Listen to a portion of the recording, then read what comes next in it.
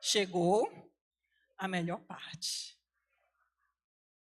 Vamos compartilhar da palavra do Senhor, meus irmãos? É a melhor parte. É a parte que a gente abre o coração para Jesus falar com a gente, amém? E aí, assentado como vocês estão mesmo, eu gostaria que você abrisse a palavra de Deus comigo no livro do profeta Isaías. Gente, tem alguém aqui para ficar no teclado? Tem? Cassinha, vem aqui, amor. Vem, deixa Deus te usar.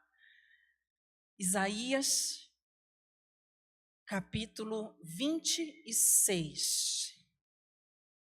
Nós vamos fazer a leitura do verso 3. Isaías 26, verso 3. Diz assim a palavra do Senhor. Tu, Senhor, conservarás em paz aquele cuja mente está firme em ti, porque ele confia em ti. Confiai no Senhor perpetuamente, porque o Senhor Deus é uma rocha eterna. O Senhor tem uma promessa para nossas vidas, meus irmãos, de nos conservar, não só em paz, mas em perfeita paz. Amém? Coloque a mão no seu coração. Vamos orar. Senhor nosso Deus, Pai querido, nós estamos aqui, Senhor, reunidos no Teu santo nome, Pai. E nesse momento, nós vamos aqui, meu Deus, meditar na Tua palavra. Pai, que Teu Espírito Santo, Senhor, venha falar conosco nessa noite.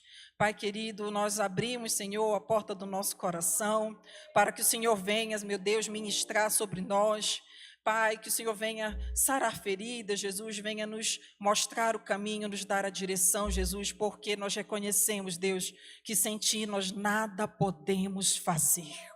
Pai Santo, Deus amado, Tu tens liberdade no nosso meio, Jesus, para agir da maneira que mais Te agrada, Jesus. Louvado seja o Teu nome, em nome de Jesus nós oramos e a igreja diz, amém. Amém, queridos. Paz. É uma palavra bem pequena, apenas 3 letrinhas, mas o significado dela é enorme, é gigante para a vida de todo ser humano. Se a gente pergunta para qualquer pessoa o que é paz, ela pode até não saber dar uma definição conforme o dicionário, mas ela com certeza vai saber o que é. E, no geral, queridos, paz é esse estado de ausência de conflito, de tranquilidade, de harmonia. É um ideal que é almejado não só pelos indivíduos, mas também pelas comunidades, pelas nações, né? A paz é, inclusive, considerada um dos valores fundamentais da humanidade. Pessoas que promovem a paz costumam ser admiradas, né? A gente tem um exemplo de Gandhi, por exemplo, que levou multidões a praticar o significado da não violência quando ali na luta pela independência da Índia, né? Ficou conhecido por isso. Mesmo Martin Luther King, com seu famoso discurso, eu tenho um sonho, ele exortou ali os ouvintes, né, a lutarem pela liberdade e dignidade dos negros nos Estados Unidos, né, que sofriam ali com a segregação racial, porém sem que houvesse violência. A paz, ela está no discurso das Misses Universo, a paz, ela está no discurso de artistas famosos, e se nós estivermos bem atentos à palavra de Deus, a paz estará inclusive no discurso do anticristo. É com esse discurso que ele vai conseguir conduzir várias pessoas ao engano. Se nós prestarmos atenção, nós temos até um prêmio Nobel, né, que reconhece pessoas que se destacam em várias áreas da ciência. E o que me chama a atenção é que o Nobel normalmente é para áreas de ciência, né? Você tem ali literatura, economia, medicina, mas você também tem o Nobel da Paz, para reconhecer as pessoas, né, que promovem a paz, dada a relevância que é atribuída a ela, a esse estado, né, de paz e harmonia, né, para a humanidade. meus irmãos, mas a gente sabe que a paz, ela vai muito além do coletivo. Ela tem um enorme reflexo na nossa vida mesmo, na nossa vida particular. Ela é mais que um sentimento, né? É aquele estado que é responsável por manter o nosso equilíbrio, né? A paz é aquele tipo de coisa que a gente só valoriza quando perde. É ou não é verdade? A gente só valoriza quando perde. Quando acontece alguma coisa, alguma situação e vem sobre nós aquela luta, aquela adversidade, e a gente perde a nossa paz, a sensação que a gente tem é que a gente perdeu tudo. Porque sem paz a gente se vê abalado, emocionalmente, fisicamente, espiritualmente. A paz.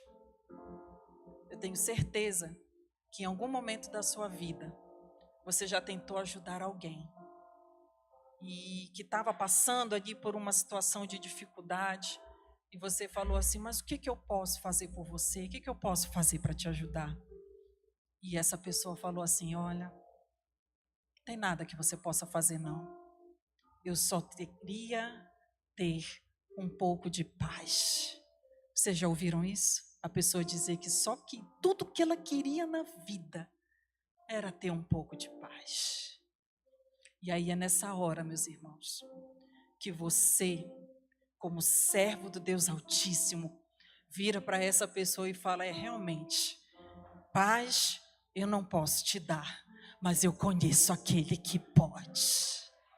Eu conheço aquele que pode, porque Isaías, ele profetizou sobre o Messias, que porque um menino nos nasceu, um filho se nos deu, e o principado está sobre os seus ombros, e se chamará o seu nome, maravilhoso, conselheiro, Deus forte, Pai da eternidade, príncipe da paz. Jesus é o príncipe da paz, meus irmãos. E quando a gente está falando de um príncipe, nós estamos falando de alguém que tem poder e autoridade nos céus e na terra para promover a paz. Aleluias! Ele tem todo o poder, ele tem toda a autoridade para promover a paz. Aleluia! Esse é o nosso Jesus. Só tem que a paz que Jesus oferece, ela é diferente. Jesus disse assim, deixe-vos a paz. A minha paz eu vos dou. E eu não vos la dou como o mundo dá. Não se turbe o vosso coração, nem se atemorize. Ele disse que a paz que ele dá não é igual à paz do mundo. Simplesmente, queridos, porque a paz que Jesus oferece ao seu povo, ela não depende de circunstâncias externas. A paz que o mundo conhece depende de tudo estar em ordem, de tudo estar no lugar, de tudo estar em perfeita harmonia. Mas a paz que Jesus oferece, ela não depende de nada disso. É uma paz que vai além das circunstâncias. Tem um conto infantil que diz que certa vez um rei promoveu um concurso de arte. E ele pediu que os artistas representassem em uma tela o que para eles representava a perfeita paz. E chegaram ali vários quadros, várias pinturas, e duas foram para a final. A primeira delas tinha montanhas, um céu azul, nuvenzinhas brancas, um lago super tranquilo, né, sem vibrações. Uma pintura linda. Era uma das finalistas. E a outra parecia não refletir muito bem aquilo que o rei tinha pedido. Porque ela tinha montanhas também. Mas ao invés de um céu azul, o céu estava escuro. As nuvens que estavam naquele quadro, elas eram nuvens espessas que derramavam intensa chuva, tinham raios, trovões, era uma tempestade. E aquele grande volume de água descia ali naquela imagem, né, fazendo ali uma espécie de corredeira, né, ali naquela montanha, muita água. O lago, pelo contrário, estava revolto, diferente da outra pintura. Mas o rei, sem entender por que aquele quadro estava ali na final, começou a observar os detalhes.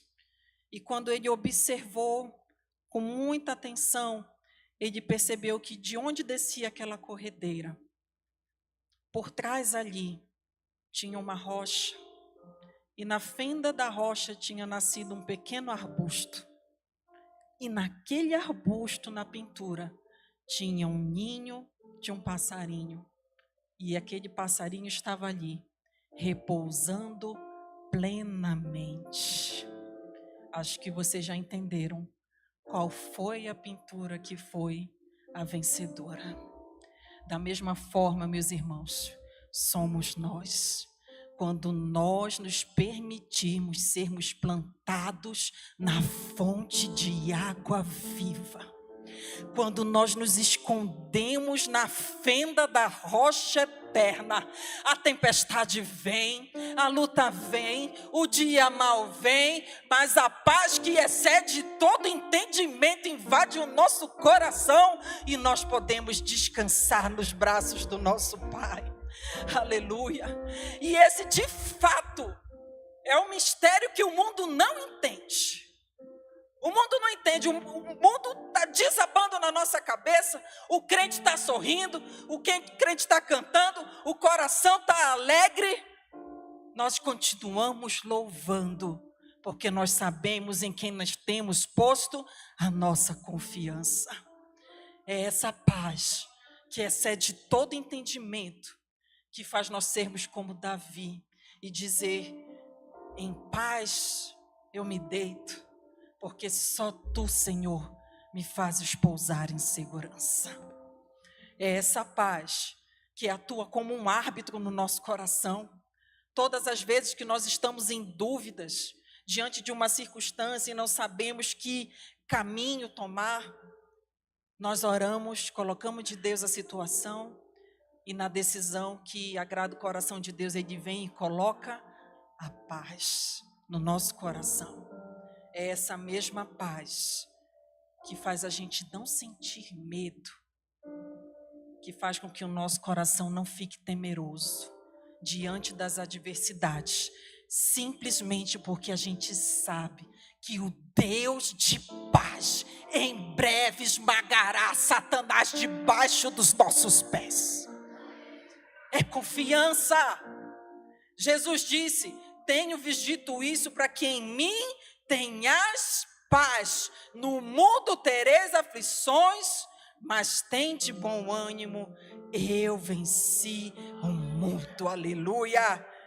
Essa paz que vem de Jesus, ela não existe porque a gente é abstraído da realidade, porque a gente fica alienado das circunstâncias, não.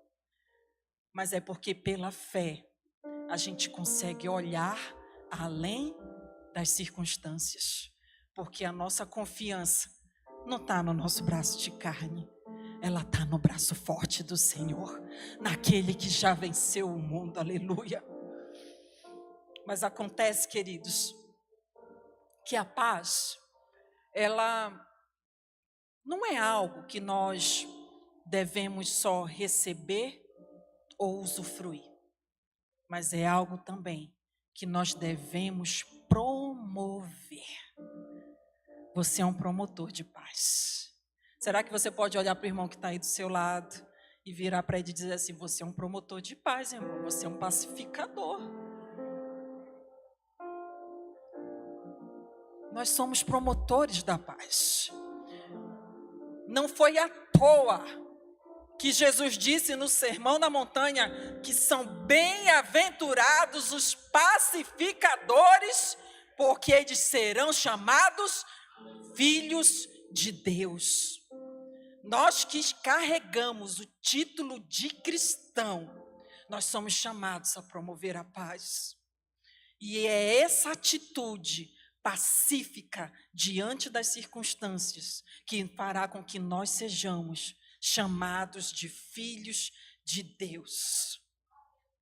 A gente precisa entender que a paz, sermos pacificadores, está diretamente ligado à nossa santificação e à nossa salvação. Eu vou repetir. Sermos pacificadores, promotores de paz, está diretamente ligado à nossa salvação e à santificação. Não é à toa, queridos, que a paz, ela é uma virtude do fruto do Espírito. Quando o apóstolo Paulo escreve aos Gálatas, lá no capítulo 5, ele começa a exortar os Gálatas para que eles andem no Espírito e não satisfaçam a vontade da carne, porque a carne milita contra o Espírito, está em conflito contra o Espírito, e o Espírito luta contra a carne. E é quando naquele texto o apóstolo Paulo vai dizendo, listando todas as obras da carne. Bota aí o 18, meu filho. Ele diz que, mas se somos guiados pelo Espírito, nós não estamos debaixo da lei. E aí ele fala as obras da carne. Ora, as obras da carne são manifestas, as quais são adultério, fornicação, impureza, lascívia, idolatria, feitiçaria. Agora preste atenção aqui. Inimizades, porfias, emulações, iras, pelejas, dissensões. Olha quantas obras da carne que contrapõem ali a virtude da paz. E mais adiante, lá no 22, o apóstolo Paulo vai dizer, mas o fruto do Espírito é amor, alegria, paz, longanimidade, benignidade, bondade, fé, mansidão, temperança. Sabe, meus irmãos, todas as vezes que você se vê diante de uma situação e que você se pergunta assim, eu quero ter paz ou eu quero ter razão? Às vezes a gente se pergunta, quer ter paz ou quer ter razão? E aí você escolhe, não, eu quero é ter razão. Todas as vezes que você escolhe ter razão, significa que você está dando lugar à carne. Todas as vezes que você escolhe ter razão, ao invés de promover a paz, você está dando lugar àquelas obras que estão listadas lá no verso 20, que nós lemos aqui, inimizade, porfia, ira, peleja, dissensão.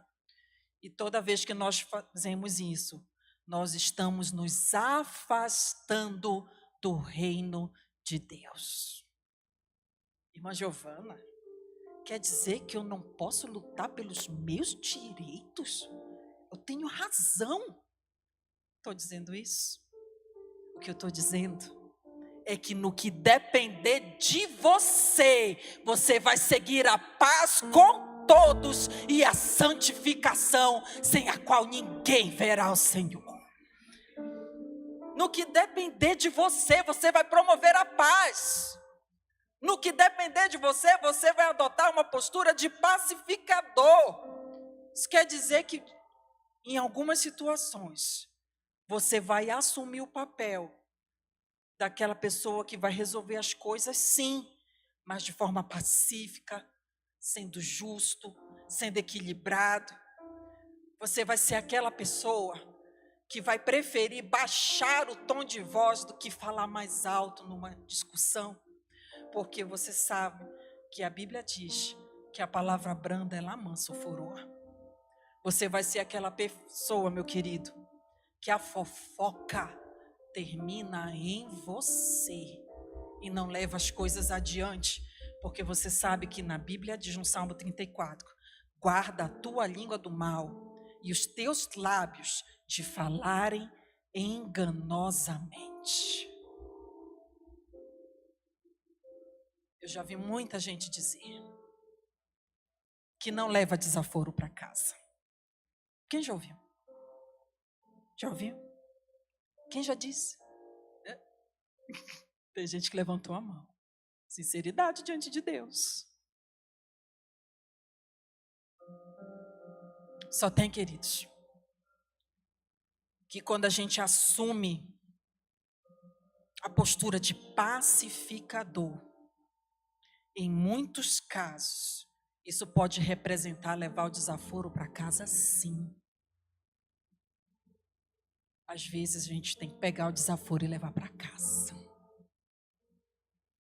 Me lembro de uma vez, estava no trabalho, e a minha colega que trabalhava diretamente comigo, ela falou de um jeito que eu não gostei. Ela falou comigo de um jeito que me ofendeu, me machucou, achei desrespeitoso. E aí, eu abri a boca. E antes que viesse qualquer palavra, o Senhor Jesus, é hora de calar. Não falei nada, deixei lá o desaforo, levei para casa. Quando a gente leva um desaforo para casa, gente, não é para guardar no coração, não, ficar magoado. É para dobrar o joelho e colocar o desaforo diante de Deus. Quando a gente fala que a gente vai levar o desaforo para casa, não é para ficar magoadinho, ressentido, não, nutrindo raiz de amargura. É para colocar o desaforo em oração diante de Deus. E o Senhor, que é o Deus de paz, vai te dar a sabedoria que você precisa para resolver a circunstância, para resolver a situação. No dia seguinte eu conversei com ela. Logo que começou o dia, eu cheguei, amiga, vem cá. Preciso conversar com você. O que foi? Ela, normal. E eu só precisei dizer assim: eu não gostei do jeito que você falou comigo ontem. Foi suficiente para as lágrimas caírem, para haver reconciliação, para haver perdão. Às vezes a gente não pensa nas consequências de não ser pacífico. Quando a gente olha para a Bíblia Sagrada, a gente tem um exemplo de José. Lembra lá um dos filhos de Jacó? José foi traído pelos seus próprios irmãos. Ser traído é difícil, não é não, gente? Sim ou não? Ser traído por alguém da sua família? Mais difícil. Com quem é sangue do seu sangue? Quem senta na mesma mesa com você e compartilha a refeição? Mas José foi traído. Vendido como escravo pelos próprios irmãos. Sofreu acusações, foi preso. Mas no tempo oportuno do Senhor, Deus fez ele governador do Egito. Era ele que tinha o poder e a autoridade ali naquela terra para organizar e gerir aquele tempo de fome que tinha vindo sobre aquela terra. Se você lembra da história, Deus deu um sonho para Faraó, né, e a revelação daquele sonho foi José que deu. Que viriam 7 anos de fartura, mas depois mais 7 anos de fome. E por aquele motivo, Faraó foi lá, colocou José como governador para ser gestor desses recursos de todo o Egito. E quando já tinha chegado o tempo de fome, quem é que aparece diante do governador do Egito? Diante de José, aparecem os seus irmãos, pedindo ali para comprar alimento. E o que José faz? José tinha poder e autoridade para não vender alimento. Não quero vender para você, não. Podia? Podia. Mas José decide ser o pacificador. José perdoa seus irmãos. Manda trazer toda a sua família para que ele cuidasse dos seus irmãos, da sua família. Agora entenda, queridos, que a atitude de José representa muito. Principalmente porque na mão de José estava o poder, se ele quisesse, de eliminar aquele povo. José poderia ter eliminado toda a sua parentela, comprometendo, inclusive, a separação daquele povo. Né? Lembra que Deus chamou o povo de Israel? Separou lá, para que daquele povo viesse o Messias. A irmã Giovana, José interferir nos planos de Deus. Se José agisse de outro jeito, Deus ia ter a forma dele de trabalhar, né? O Messias ia vir de um jeito ou de outro. Mas pensa que na mão de José estava ali o impacto em um propósito. A atitude de José em ser pacífico, em perdoar, em reconciliar, manteve o propósito de Deus vivo, daquela nação sendo guardada e protegida até que viesse o Messias. E tem gente que prefere honrar o seu eu a ser pacífico e com isso compromete os propósitos de Deus para a sua vida. Tem gente destruindo famílias porque não quer ser pacífico. Isso é muito sério. Isso é muito. Nós devemos ser aqueles que vamos vigiar e ter cuidado para não destruir os propósitos de Deus para as nossas vidas. Simplesmente porque a gente não assumiu uma postura de ser pacífico, de ser promotor da paz. Ser pacificador, meus irmãos, definitivamente é uma virtude do Espírito. É algo que a gente só consegue com a ajuda do nosso amigo Espírito Santo. Da nossa carne mesmo, a vontade é outra. Mas quando a gente pede ajuda para o Espírito Santo, o Senhor vem sobre nós e nós conseguimos ser essa pessoa que promove a paz. O negócio é que às vezes, em vez da gente buscar a ajuda do Espírito Santo, a gente prefere se privar da graça de Deus. É o que diz lá em Hebreus 12:15, quando a gente prefere nutrir as raízes de amargura dentro do coração. O texto bíblico vai dizer assim: tendo cuidado de que ninguém se prive da graça de Deus, e que nenhuma raiz de amargura brotando vos perturbe, e por ela muitos se contaminem. A raiz de amargura, quando ela fica no coração, ela perturba, ela tira a nossa paz. E a gente pensa que o impactado é só a gente. Pelo contrário, todos que estão ao nosso redor são contaminados. Se privar da graça é não ter acesso à graça. Compreende que todas as vezes que a gente decide ir por um outro lado, o lado da carne, a gente está se privando da graça salvífica do nosso Deus. Jesus derramou seu precioso sangue ali na cruz do Calvário para nos reconciliar com o alto, e a gente está se privando disso. Meus irmãos, não se prive da graça. Não se prive da graça de Deus. Seja aquele que decide ser promotor da paz. Mas às vezes, eu estou aqui falando para você ser um promotor da paz nessa noite, E você está aí sentadinho, pensando, como é que eu vou promover a paz se nem eu mesmo tenho paz? E uma coisa é verdade, irmãos. A gente não pode dar o que não tem. Lembra quando Pedro, estava indo adorar no templo, lá no livro de Atos, diz que um coxo o aborda e pede uma esmola para Pedro. Aquele coxo pede um dinheiro. E Pedro fala, olha, dinheiro eu não tenho prata, eu não tenho ouro, mas o que eu tenho, eu te dou. Em nome de Jesus, levanta e anda.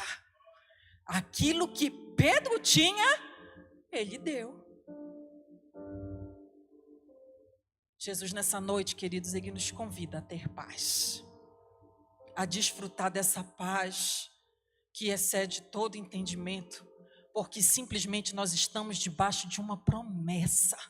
O texto que nós lemos no início desta mensagem, lá em Isaías, diz que o Senhor vai conservar em paz aquele cuja mente está firme no Senhor, porque ele confia no Senhor.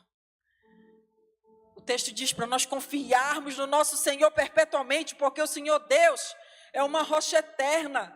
Deus de maneira nenhuma nos prometeu nos livrar de lutas, de aflições, mas Ele nos prometeu fazer de nós pessoas resilientes. Resiliente, meu irmão, é a capacidade de um material de voltar à mesma forma que ele tinha depois de ter sido submetido a circunstâncias extremas. Jesus está dizendo para nós nessa noite que nós podemos ser amassados, nós podemos ser esticados, mas nós seremos conservados em plena paz, porque nós confiamos no Todo-Poderoso. Mesmo diante das adversidades, o Senhor vai conservar o nosso coração em paz.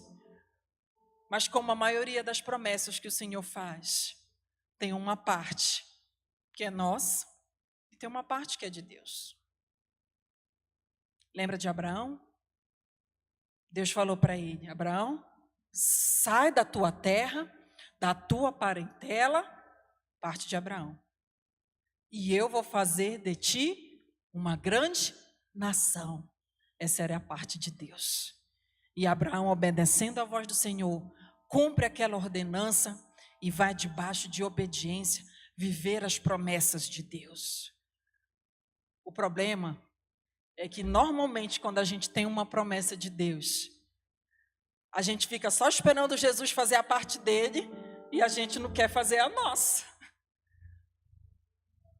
A gente fica aqui, vou fazer a minha parte, não vou. Medita aí no coração, aquela promessa que Jesus fez para você, se a sua parte você está fazendo. E com essa promessa aqui, não é diferente. O Senhor diz que Ele vai conservar em perfeita paz o quê? Aqueles cuja mente está no Senhor. Aí eu pergunto para você, querido, a sua mente está em Jesus? Onde é que a gente está colocando a nossa mente? Será que a gente está olhando para os altos, para os montes, de onde vem o nosso socorro?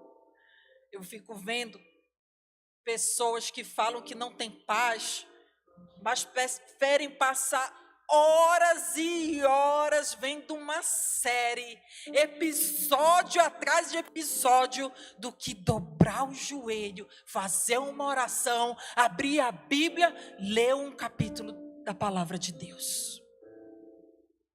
Não consegue tirar 10 minutos para buscar a face do Senhor, mas está dizendo aí, eu não tenho paz. O Salmo 119 diz, grande paz tem os que amam a tua lei.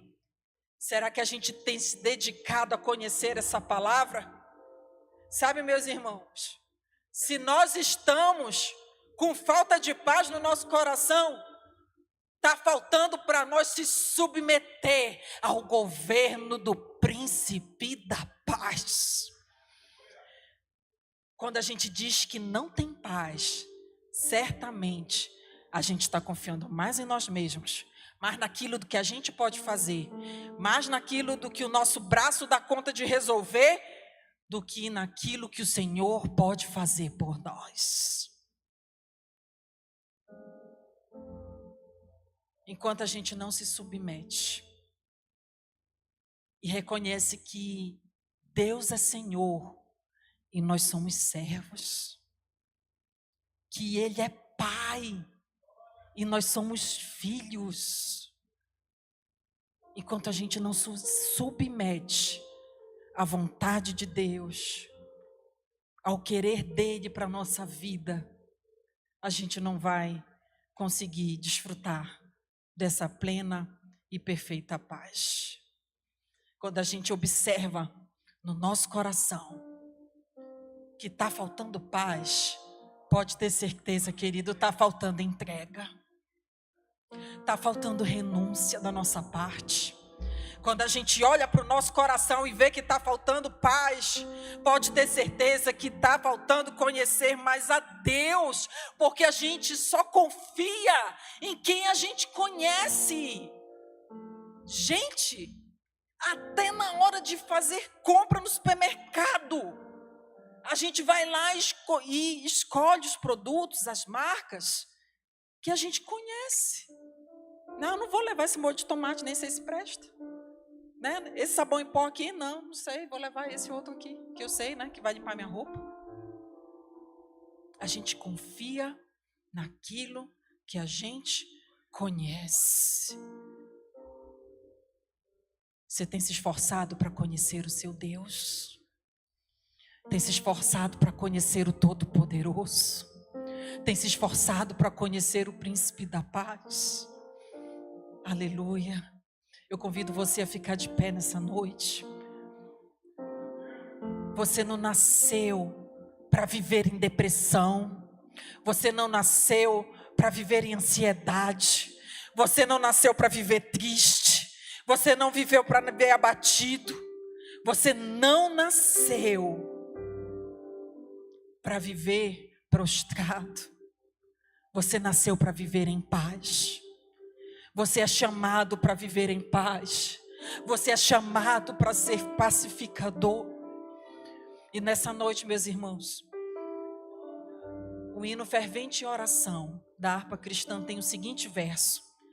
Ele diz assim: se orares, porém, sem o teu coração, ter a paz que o Senhor pode dar, foi por Deus não sentir que tua alma se abriu, tudo deixando no altar. Nessa noite esse é meu convite para você. Vem deixar no altar, vem. Essa noite você não vai sair daqui do mesmo jeito que você entrou. Sabe, meus queridos, às vezes, quando a gente faz um convite, eu sei que bate aquele tipo de pensamento. Ai, mas o que os outros vão pensar se eu for lá na frente?